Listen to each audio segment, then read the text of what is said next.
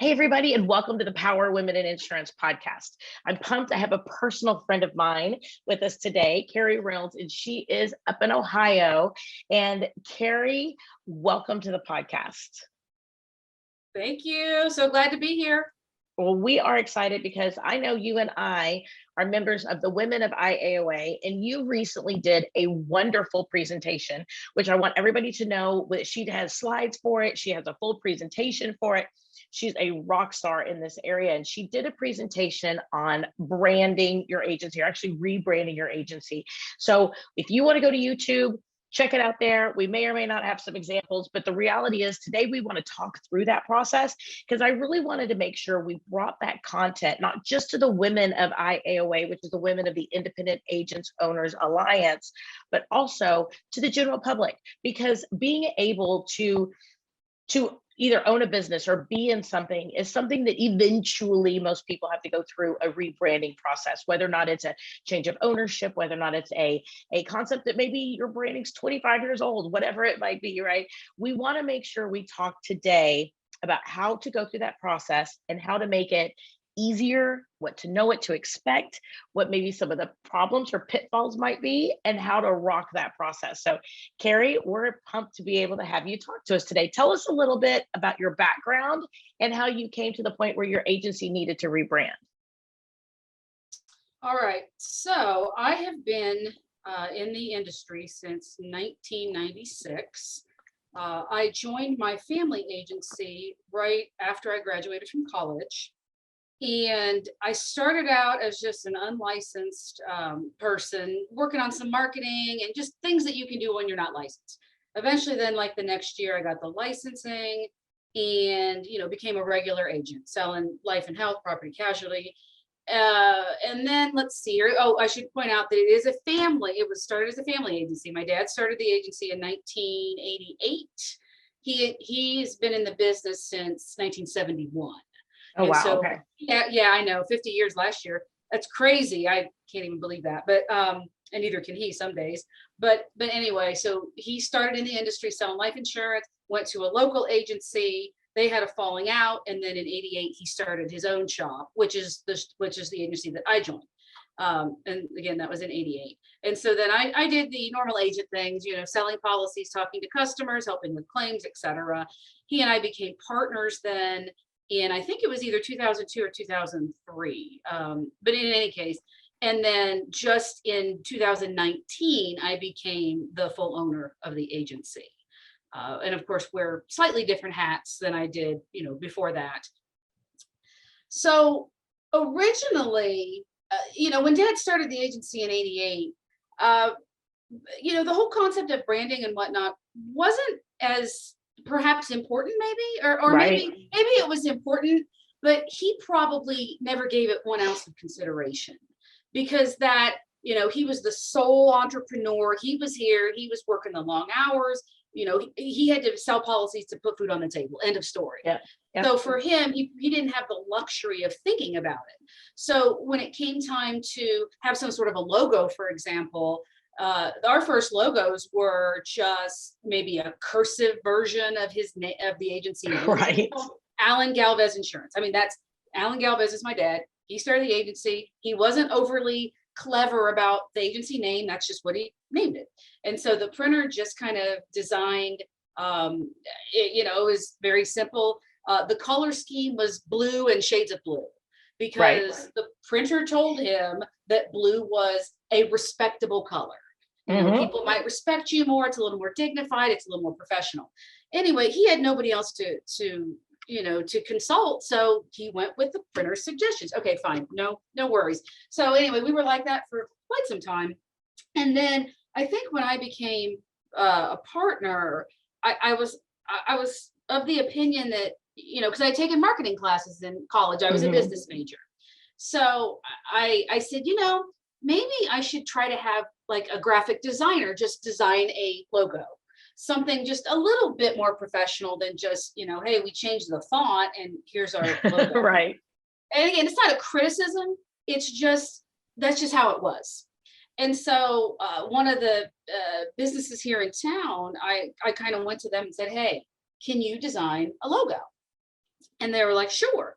And there wasn't a lot of thought put into that process either.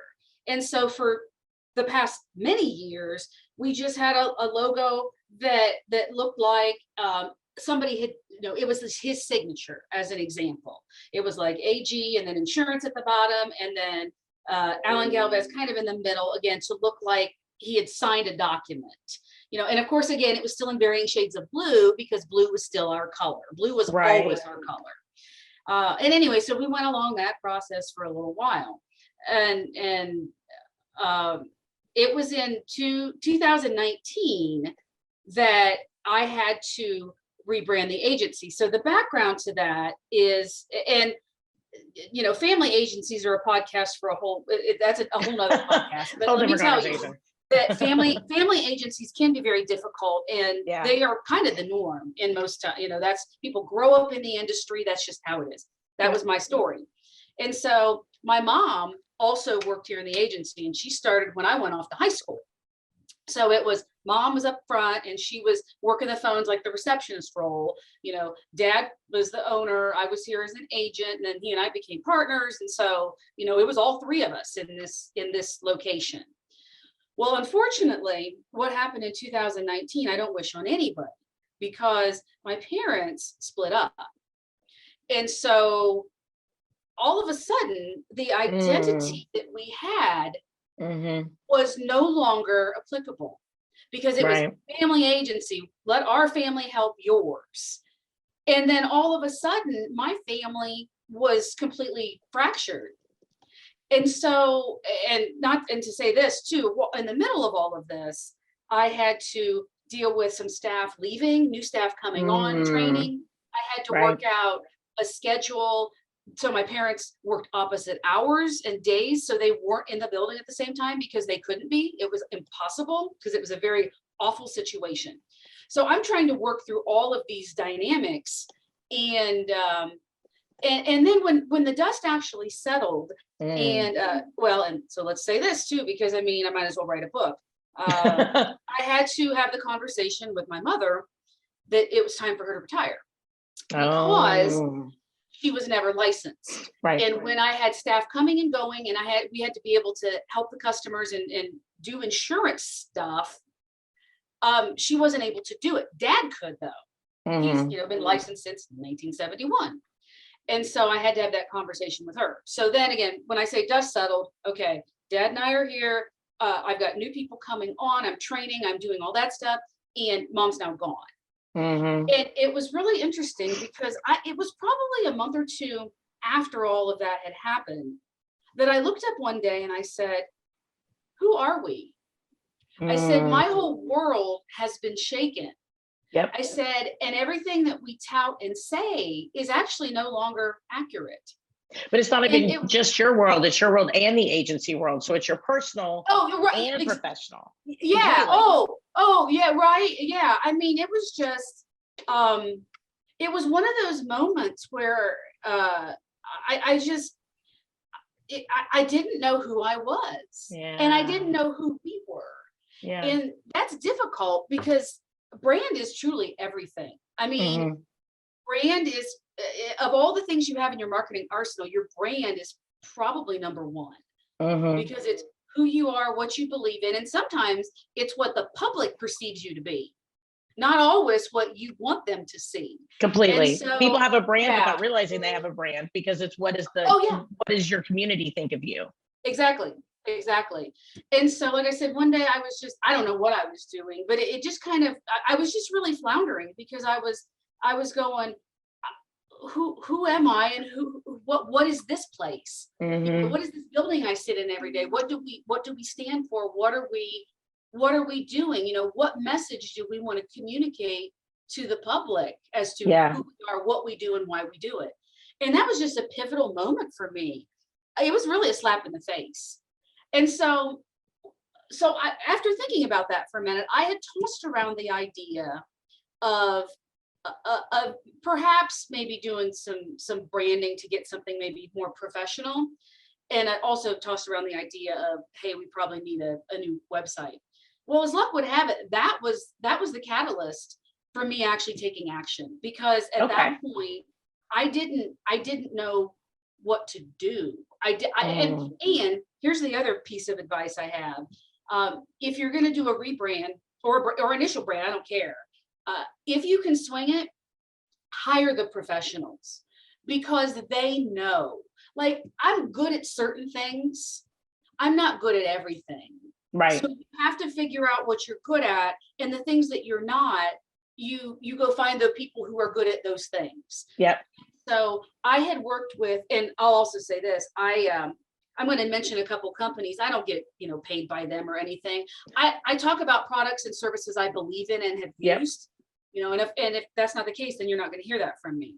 So I had been working with Kelly Donahue from Agency Performance Partners for a few years before then for some consulting, some processes, some email pieces, just a variety of things. And I knew that she had started another company called Agency Appeal. Okay. And Agency Appeal's whole goal in life is to create branding packages for agencies. Okay. Yeah. And so I reached out to her and I said, you know what? And I told her what happened. I said, I think this is the time for us to move forward with creating a new brand for this agency, because we're at a point where we kind of have to. Yeah. I can't go by what it used to be, because what it used to be no longer exists. And so through her and her team, she had other people that, like graphic designers, etc., copywriters, things of that nature. And I filled out a questionnaire, answered, talked with her at great length. And they came together and put together a branding package for me. I did what they call their light version. I don't know what they have available now, because that's been a few years ago. So it was 2020 when I did that. All right. I waited a little bit of time, I guess, after to contact her. But anyway, they did it in 2020.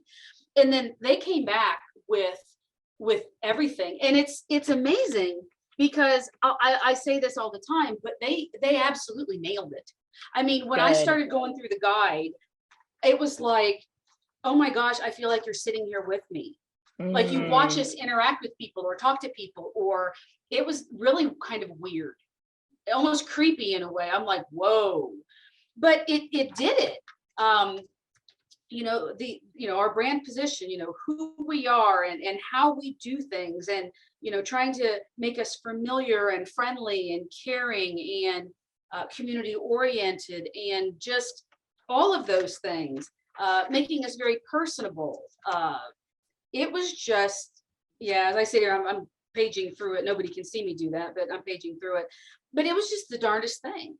That's and awesome. So, they created the brand position, about us, the tone that we're supposed to use, voice, and the type of language that we use. It's important. We're all about conversational language. The logo and a few different versions. We've got our colors, and basically the idea, the typography, what type fonts do you use? The idea is to keep it very consistent. So the message is the same regardless of where you're communicating and the platform that you're using. And so I always keep this near me, because I will actually, I'll send it to maybe a printer or whatever and say, this is it. This is what it has to be. Well, and as you craft your own language, as you communicate with clients too, it's nice to be able to pull it up and refresh your memory and your mind on all that. Yeah, amazingly. So, like, for example, like the old logo was just, it was nothing to get excited about. But, this one more communicates, we've got these brighter colors. They picked specific colors for us, and, people in this house to make us, like a family, and you're protected. And it's actually an amazing thing. So anyway, we got this back, and I thought, okay, well, there we go. Well, then I knew at that point that to complement that, we would need a new website. And so I went to Advisor Evolve. Chris, the owner, he and I have been friends a long time. I've known him a very long time. And I had told him a long time ago, I said, when it's time, I will contact you. The amazing thing about them, and I will preach to every choir in the world, is that I sent him the brand guide, and the site that they came back with was unbelievable. It was 100% on brand. That's awesome. I mean, everything, the graphics, the typography, the images used, the verbiage used, everything. And I said, there it is.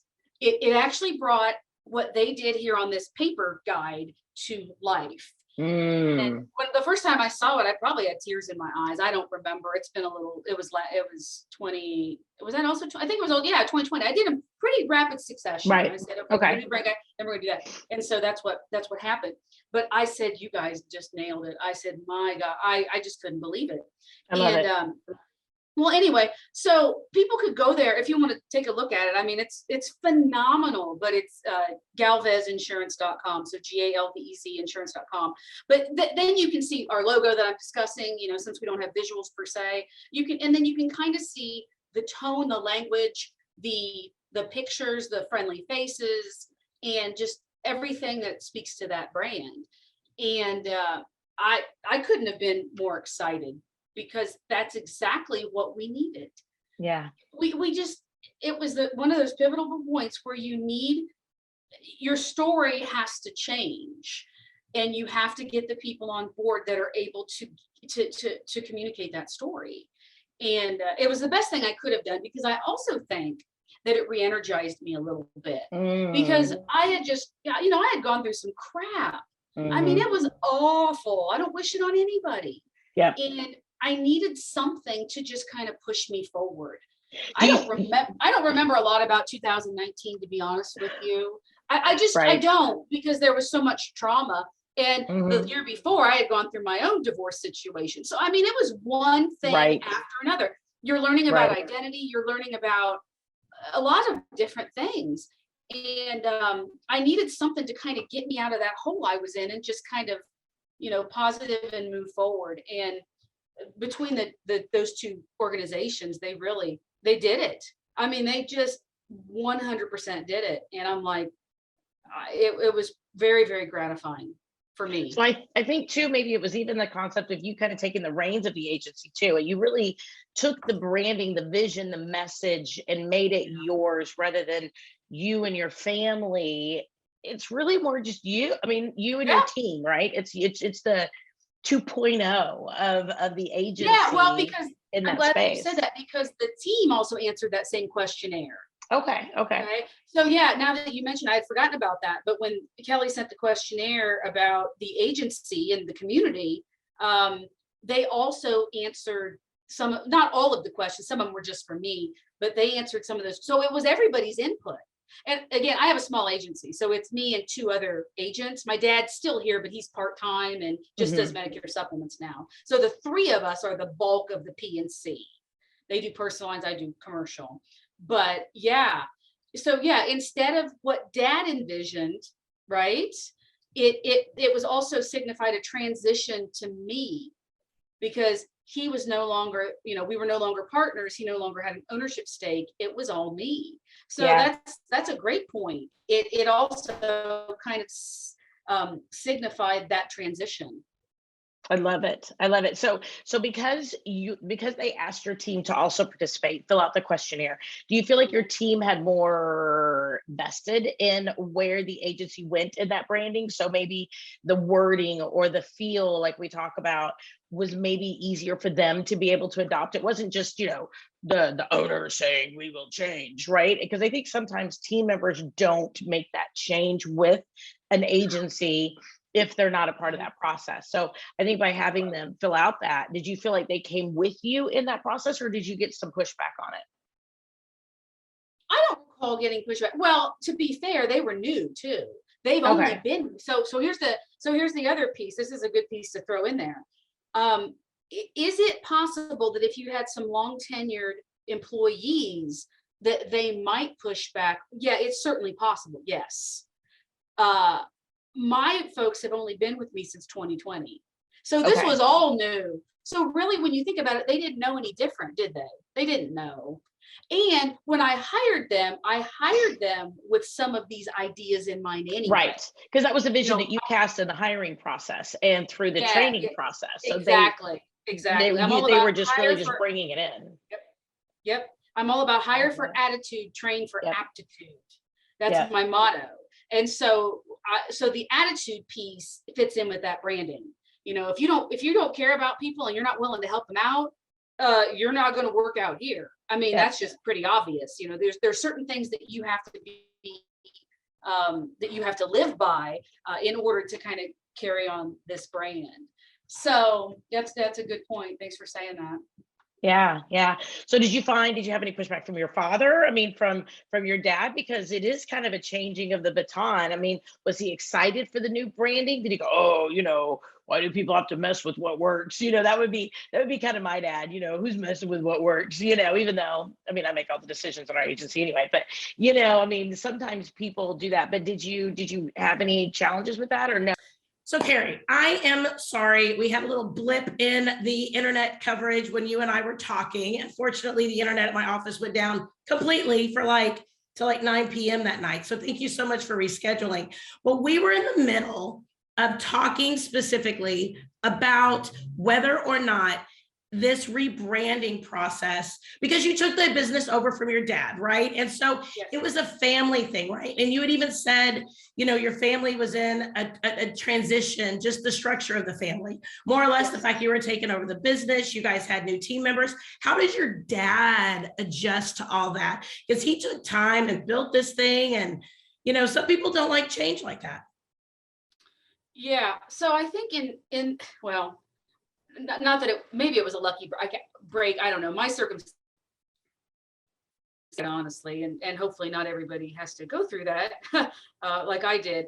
But he didn't really have a lot to say about it necessarily because he was no longer in charge. He was no longer an owner. It was me, and it was up to me to make all of those decisions. Yeah. Actually been, for the most part, pretty good about letting me make certain decisions and trusting my instinct. He knows that I try to keep as current as possible with agency trends or digital strategies, or just some of the things that he doesn't pay any attention to anymore. That's not his thing. Right. And so I didn't get any pushback. He read through everything, and so he really did trust my instinct for what needed to happen. And I think he really understood it because of what had happened. We weren't who we used to be. Yeah. It was completely different. The people here were different. The situation was different. And I think he understood that too. And also, to be fair, he had other things on his mind at that point in time. Right. So it wasn't a critical item for him necessarily. So I think it all just worked out. Good. Because I know sometimes that gets a little confusing and hairy with family members and so forth. So I'm really well, and I glad. think it would be and again, to your point, I think for better or worse, I actually had, in a way, somewhat the best situation you could have, because I had new team members that didn't know the old ways. Right. I had, I had my father who had been, I became the sole owner, but yet he was going through his own personal things, so he wasn't focused. That wasn't, again, a priority for him. So I was really starting from scratch. Now, I think if you had long, it was going to be the same people in the same spots. Yeah, perhaps you could have some more pushback. And I know there's others that could talk to that obviously more easily than I could. But in my case, because we were kind of pretty much starting with new people, nobody knew any differently. So what about your clients? I mean, because y'all had been in business for a really long time. Did any of your clients have a challenge with that? Or did they ask, oh, are we under new ownership? Or did they have, because I think that's one of the fears agency owners have, is that people take that branding that they're familiar with and they identify with it. Did you find that clients had any type of comments or pushback? No, I honestly didn't. I think when the website was actually launched, I put that in our newsletter, and then I think I put it on the Facebook page too. It's been a while, so I can't quite remember, but I know at least there was something in the newsletter.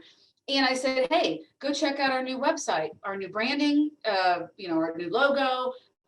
the message. I said, the message that we've always tried to express is there. You know, we've just, maybe it's worded a little differently than what you're used to. Right. But, you know, it's, you know, here it's, you know, I'm still here, and, you know, Alan's still here. I've got some new team members. And so I did express that there were some changes, but it wasn't a change that, I think it was a change that really solidified how we've been all this time. Okay. But maybe it just wasn't expressed very well, I guess, if that makes sense. You know, people have always known us to be personable and community-based and helpful, and you know, all those other, you know, adjectives that you can think of. And I think what the rebranding allowed us to do was, you know, get a concrete image that expressed that, you know, people could resonate with it, and then have the messaging say that as well, and it be very consistent across the board with the colors and images that represent all of that. And I think it just tied 30 years of us in a nice little package. I like that. I like that concept that you really felt like you were just clarifying who you were, and you were just taking it into a more updated look and a more updated verbiage, rather than feeling like rebranding was a whole redo. You're still the same people. You just got to freshen up, right? You just got to freshen up the verbiage. Yeah, I think that's very accurate. Now, some people, it's the opposite. I mean, it's a, you know, it's a 180. But in this case, you're right. It was more of a freshening up, modernizing, clarifying, something that we probably had needed to do for, you know, a while. And then the events that happened here were just the catalyst for that. Right, right. Well, Carrie, you have been amazing as always. I'm so excited you've been on the podcast before. You are a dear, dear friend. I absolutely love talking to you on Facebook and Messenger, and texting you and calling you and seeing you at conferences. And if people want to be able to get to know you, if they want to be able to reach out, talk to you about branding, because I know you're very open about the process. You're very supportive, very helpful. And if people want to jump in there and get your feedback maybe on something, how do they reach out to you? I would send them first to our website, galvezinsurance.com, and also go there too, because then you can see that branding in action, which I think is helpful. Yeah. But there's office numbers there. There's I think you can email me. I'm on Facebook too. So, I mean, it's not hard to find me most of the time. You know, in the IAOA group, I'm in there. I'm in the women's group. So, you know, anybody is welcome to reach out to me and ask questions, and we can have a discussion if necessary. I love it. I love it. Well, thank you, Carrie, for all of your information, for being so honest and open with us. And I hope that this has helped other people out there who are looking to be able to rebrand and be able to freshen up maybe their image a little bit, or if they need to go through a whole makeover. Us women, we love a good makeover, right? We were just talking about that earlier, Carrie and I. You know, it makes you feel good, right? Sometimes our business needs a little extra pick me up. Yep. So everybody, thank you so much for listening to another amazing episode of Power Women in Insurance. My name is Teresa Kitchens. So sorry for my voice this morning. I had a Dr. Pepper last night. Should not have done that. And please make sure you join us every single Wednesday as we talk to another amazing woman in the insurance space. Catch us on iTunes, Spotify, Google Podcasts, YouTube, and please make sure you give us reviews so that we can reach on out to more amazing women and get our message out. Everybody, have an amazing day.